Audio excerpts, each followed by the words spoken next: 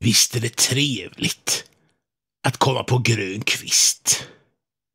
Och då kan ju alltid detta firas i Kviström, precis söder om Munkedal.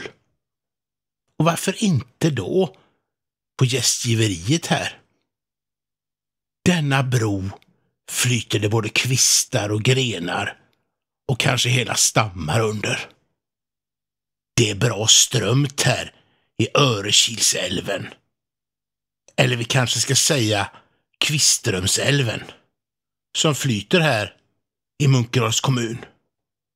Det lär finnas gott om lax här också. Kanske vore det något att fiska lax här och sedan laga laxpinne genom att sätta laxen på någon trevlig kvist härifrån platsen.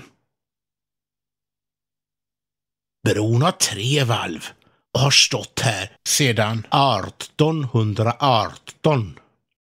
Det var samma år som Jean Bernadotte, eller ska vi kanske säga Karl den 14 Johan, blev kung av Sverige. Ja, han hade ju redan tidigare som kronprins gjort ett och annat, som att erövra Norge till exempel. För att inte tala om vad han gjorde innan han blev kronprins av Sverige, för Frankrike och för Napoleon. Dalkarlar ska ha byggt bron här. Det sägs även att det ska ha funnits ett antal tidigare broar på denna plats.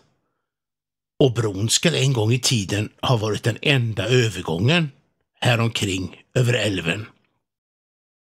Det är en gammal tingsplats här och naturreservat. Så det gäller att sköta sig. Även om det under nationalromantiken uppförda tingshuset en bit från bron inte används som domstol längre. Det stora tingshuset, det kan vi endast idag från bron skymta bakom denna skyddande trädridå. Och 1788 spelades det både teater och plockades lingon. I alla fall med tanke på kriget som det året pågick mellan Sverige och Norge. Det var ett slag här i detta krig som skedde här vid bron. Dock inte samma bro som står här idag.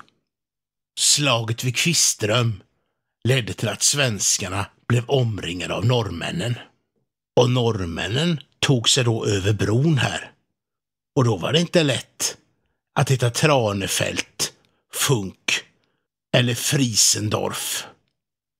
Eller var det kanske lätt, i alla fall i det läget? Det visade sig nämligen att dessa 3 officerare på olika sätt hade samarbetat eller underlättat för fienden, och det ställde senare alla inför krigsrätt och dömdes. Efter slaget vid Kviström drog sig norrmännen söderut mot Göteborg. Men det kom snart att dra sig tillbaka igen efter brittisk medling i kriget. Och så drabbades det av matbrist under återtåget. Det sägs då att soldaterna ska ha fått livnära sig på att plocka lingon, och därav namnet lingonkriget.